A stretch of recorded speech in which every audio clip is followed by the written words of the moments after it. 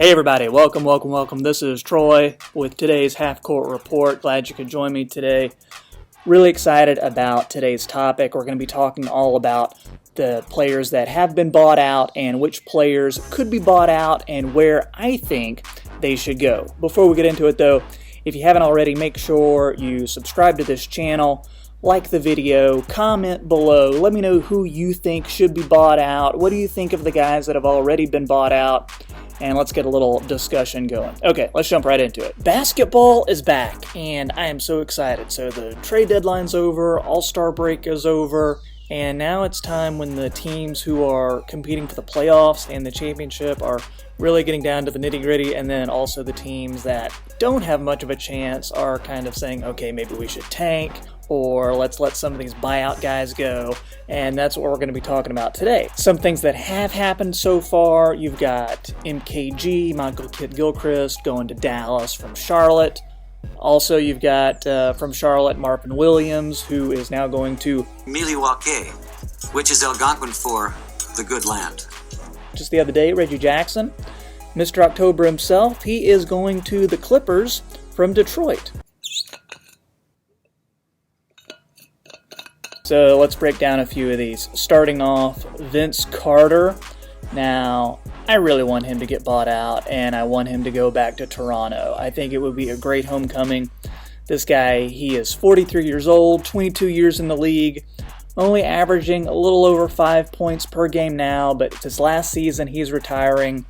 He spent 6.5 years in Toronto. Half man, half amazing, human highlight reel. Maybe that was Dominique. I don't know. He's awesome. All the bad blood is gone from when he was in Toronto. I think they really need to make it happen however they can. Maybe he's happy in Atlanta. I don't know, but the guy's never won a championship. I would love to see him try to attain that with the Raptors. Next we have Tristan Thompson. I've heard this one talked about a lot. I'd kind of be surprised if it happens though. Cleveland, of course, they are a mess. You know all about what happened with their coach. Now they've promoted J.B. Bickerstaff. What's this, like the fourth coach in 2 years? So I don't know how guys like Colin Sexton or Darius Garland can have any sort of progression in their skills when they've just got all these coaches coming in and out all the time. But anyway, I think Tristan Thompson would be great in Boston. They don't really have a serviceable big man right now. Yeah, they've got Daniel Tice, who is fine. I see him more of a second-string guy, to be honest. Enes Kanter, another second-string guy. Robert Williams III, I mean, that guy, I just haven't really seen much development at all from him. So, yeah, I think they need Tristan Thompson. He would be great. Really need the rebounding. He could contribute that. So he doesn't need to score, just need him to rebound, averaging a little over 10 per game. They need him for those good rebounding teams against Philly, against Milwaukee, who they could see in the playoffs. So next up, we're looking at Jeff Teague. His points have been cut in half since he got traded back to Atlanta from the Timberwolves. If he gets bought out, I really think that he would work well in Denver. One good thing about Denver, they've only got 14 guys on the roster. They wouldn't have to waive anybody. Murray has been having some ankle issues. I do think Jeff Teague would be some good insurance, especially with a guy who has a lot of playoff experience like Teague does. I think maybe another option for Denver could be Matthew Dellavedova. So in Cleveland, he just really hasn't had a very good year. You'd really be getting him just for the championship experience. So I think he's a guy to consider if he is indeed waived. Next up, we've got Evan Turner, the villain himself, I think is what he was called when he left Ohio State. He had that workout for the Clippers. Yeah, they ended up going with Reggie Jackson, but they do have that open spot still on their roster, so I think that might still be an option. Also, I could see him making a return to Portland. So he spent some time there. He had a few good years with Portland. He knows the system, he knows the coaches, he knows Dame, he knows McCollum. And Portland, they need wing help because right now they're starting Ariza, who is doing decent, but behind him You have who? Nasir Little, who I don't really see making a deep playoff run with him, or even getting to the playoffs, which is the main thing Portland needs to be focusing on right now. I think another option for Portland could be Mo Harkless. How could you be Mo Harkless? Mo Harkless. Same reasons as Turner, though. He played with Portland. He had some okay couple of years there. He can give you a couple buckets a game, a three-pointer or two, a rebound or two, and about 10-15 minutes a game. And while we're talking about the former Portland guys, you got to mention Kent Bazemore. He's with Sacramento now, but he averages about roughly 8 points a game, so he can give you a few buckets too. I don't think Portland's going to be a destination for him, though. Miami is where I could see Bazemore going. They could use help in the backcourt. Potentially Denver, backup Harris at the 2. This guy is also a good veteran who's got some playoff experience. I remember he was with those Atlanta teams a few years back that made the deep run, won about 60 wins that season. So I think Bazemore is another option. Another guy I'm looking at is Derrick Rose. He's having kind of a resurgence this year.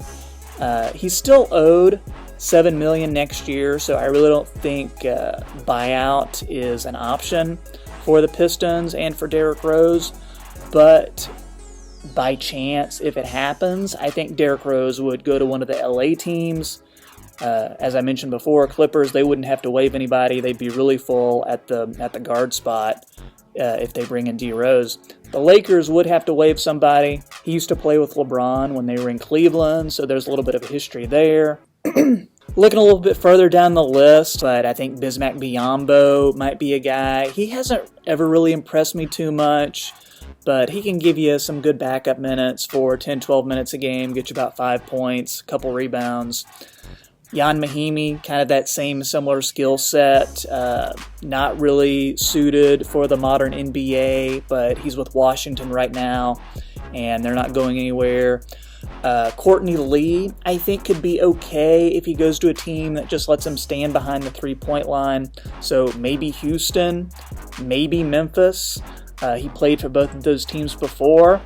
Memphis especially intrigues me because they have not only that open roster spot, but Courtney Lee could be a guy who, a few extra points, couple extra threes a game, gives him that extra push into the playoffs. Marco Bellinelli, this guy, not a huge fan of him. Seems like this year especially, he has just forgotten how to play basketball. Only averaging, 5-6 points per game for the Spurs. They just bought out DeMarre Carroll, so they might be open to buying him out as well. I don't think it would be likely that any team would pick him up unless they're very desperate, but he could give you a couple three-pointers a game. Alex Len is another guy that I like. I like him as a backup center. He just got traded from Atlanta to Sacramento, so I really don't even think he's a buyout candidate. Sacramento probably wants to take a good look at him, but if he is by chance bought out, I think he'd be a great pickup for a backup center. Appreciate everybody tuning in. Let me know what you think in the comments. Who would you buy out? Where would you send that player if they are bought out? What do you think of the players so far that have been bought out? Let me know. Also, while you're here, make sure to like this video. Please subscribe to the channel, and I'll see you next time on the Half Court Report.